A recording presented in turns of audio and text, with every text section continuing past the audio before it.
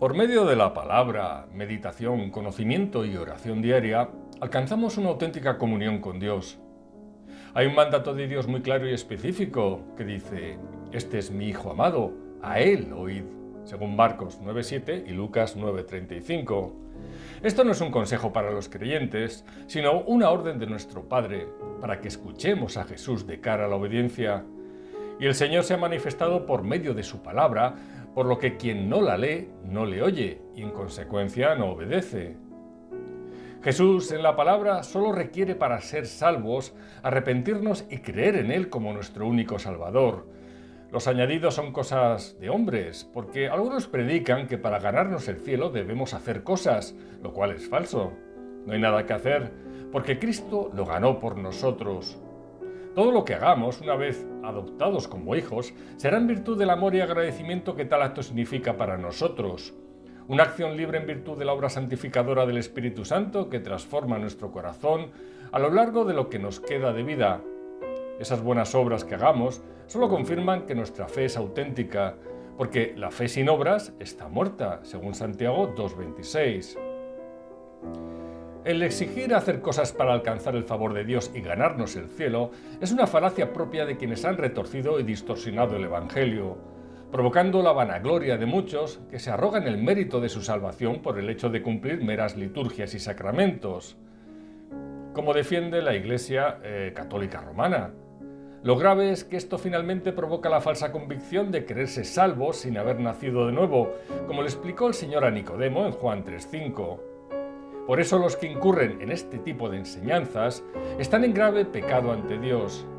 En este sentido, me sumo a las palabras del apóstol Pablo en Gálatas 1, versículos 8 y 9, cuando dice: "Mas si aún nosotros, o un ángel del cielo, os anunciare otro evangelio diferente del que os hemos anunciado, sea anatema". Como antes hemos dicho, también ahora lo repito: si alguno os predica diferente evangelio del que habéis recibido, sea anatema. Entonces, ¿qué es lo que espera Dios de nosotros? Hoy en día y tras la llegada y resurrección de nuestro Señor, lo que Dios nos pide es que le adoremos en espíritu y en verdad, y para ello no requiere de lugares concretos, sino de creyentes dispuestos. Mas la hora viene, y ahora es, cuando los verdaderos adoradores adorarán al Padre en espíritu y en verdad, porque también el Padre tales adoradores busca que le adoren. Dios es espíritu, y los que le adoran, en espíritu y en verdad es necesario que adoren. Juan 4, versículos 23 y 24. En Ezequiel 7, versículos 20 al 22, Jehová revela la futura destrucción del templo de Jerusalén por los babilonios debido a los pecados de su pueblo, cuando dice: "Por cuanto convirtieron la gloria de su ornamento en soberbia e hicieron de ello las imágenes de sus abominables ídolos, por eso se lo convertí en cosa repugnante. En mano de extraños la entregaré para ser saqueada, y será presa de los impíos de la tierra, y la profanarán. Y apartaré de ellos mi rostro, y será violado mi lugar secreto, pues entrarán en él invasores y lo profanarán". Esto nos enseña que a Dios no le interesan los lugares que nosotros levantemos como sagrados, cuando nuestra maldad de corazón ofende al que pretendemos adorar en ellos. Así, Él no dudará en destruirlos, y de ahí que cualquier lugar pueda servir para adorar a Dios en espíritu y en verdad por medio de un corazón dispuesto. Jesucristo es nuestro actual tabernáculo y sacrificio perfecto e irrepetible en los cielos, y solo Él nos permite el acceso al lugar santísimo y al trono de la gracia de nuestro Padre en cualquier lugar y momento que lo deseemos. Ya no necesitamos templo ni sacrificio de animales como en el antiguo pacto. Por eso nadie puede decir ahora que a lo largo del día no tiene tiempo para alabar o adorar a Dios en espíritu y en verdad. Incluso en una prolongada jornada laboral, hasta nuestro tiempo de ir al baño lo permite, o a la hora de realizar cualquier actividad cotidiana que no requiera la plena atención de nuestra mente. No hace falta perderse en la soledad de un monte o estar a solas en casa, porque adorar en espíritu y en verdad no requiere mucho tiempo. A Dios no le interesa la cantidad, sino la calidad. Y lo que requiere de nosotros nos lo explica perfectamente el apóstol en 1 de Pedro 2, versículo 5, cuando dice: "Vosotros también, como piedras vivas, sed edificados como casa espiritual y sacerdocio santo, para ofrecer sacrificios espirituales aceptables a Dios por medio de Jesucristo. A lo largo de las Escrituras podemos ver ejemplos tanto en el Antiguo como en el Nuevo Testamento de lo que significa ofrecer sacrificios espirituales, como los siguientes. Primera de Samuel 15:22. Ciertamente el obedecer es mejor que los sacrificios. La obediencia es un sacrificio espiritual acorde al nuevo pacto en Cristo. Salmo 27:6. Y yo sacrificaré en su tabernáculo sacrificios de júbilo. Cantaré y entonaré alabanzas a Jehová. Es decir, los cánticos de alabanza son otro claro ejemplo. Salmo 51:17. Los sacrificios de Dios son el espíritu quebrantado. Porque cercano está Jehová a los quebrantados de corazón, según el Salmo 34:18.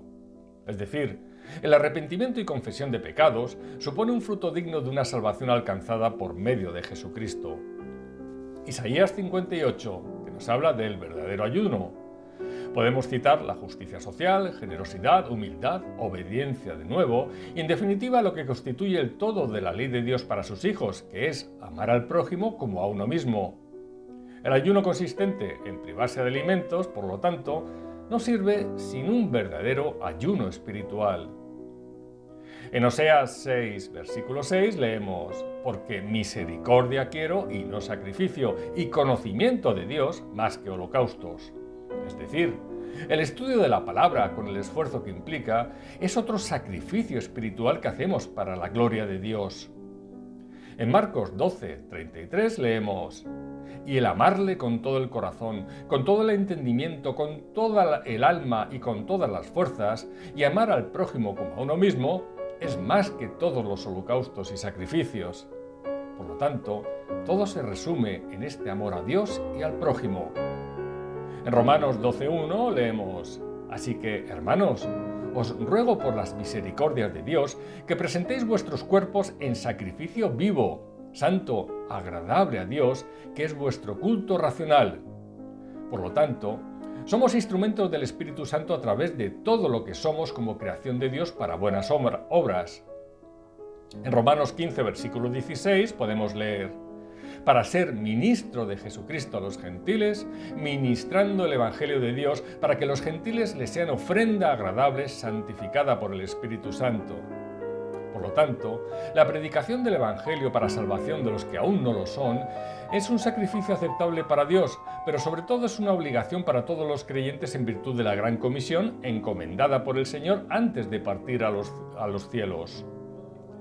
En Efesios 5, versículos 1 y 2 leemos: sed, pues, imitadores de Dios como hijos amados, y andad en amor, como también Cristo nos amó y se entregó a sí mismo por nosotros, ofrenda y sacrificio a Dios en olor fragante. Es decir, el sacrificio de entrega a los demás es otro sacrificio espiritual que hacemos por nuestros medios materiales y físicos. En Filipenses 4:18 leemos: pero todo lo he recibido y tengo abundancia, estoy lleno, habiendo recibido de Epafrodito lo que enviasteis, olor fragante, sacrificio acepto, agradable a Dios. Es decir, dar ofrendas materiales es otro ejemplo. En Hebreos 13, versículos 15 y 16 leemos: así que ofrezcamos siempre a Dios por medio de Él, de Jesucristo, sacrificio de alabanza, es decir, fruto de labios que confiesan su nombre, y de hacer bien y de la ayuda mutua no os olvidéis, porque de tales sacrificios se agrada a Dios. Por lo tanto, dar testimonio, hacer el bien y ayudarnos mutuamente es un sacrificio digno de ser ofrecido. Para estas buenas obras fuimos creados en Cristo Jesús y hechos salvos, según Efesios 2:10. En Apocalipsis 5:8 se nos dice: y cuando hubo tomado el libro, los 4 seres vivientes y los 24 ancianos se postraron delante del Cordero. Todos tenían arpas y copas de oro llenas de incienso, que son las oraciones de los santos. Y en Apocalipsis 8, versículos 3 y 4 podemos leer: otro ángel vino entonces y se paró ante el altar con un incensario de oro, y se le dio mucho incienso para añadirlo a las oraciones de todos los santos, sobre el altar de oro que estaba delante del trono. Y de la mano del ángel subió a la presencia de Dios el humo del incienso con las oraciones de los santos.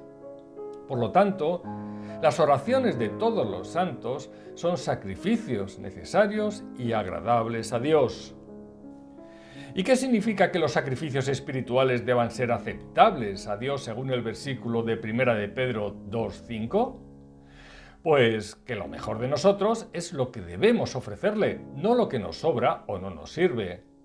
Esto implica presentarnos ante el trono de la gracia con la actitud correcta en el corazón y sobre todo con amor, porque como dijo Pablo en el capítulo 13 de 1 de Corintios, de nada sirve todo lo que haga si lo que practico lo llevo a cabo sin amor.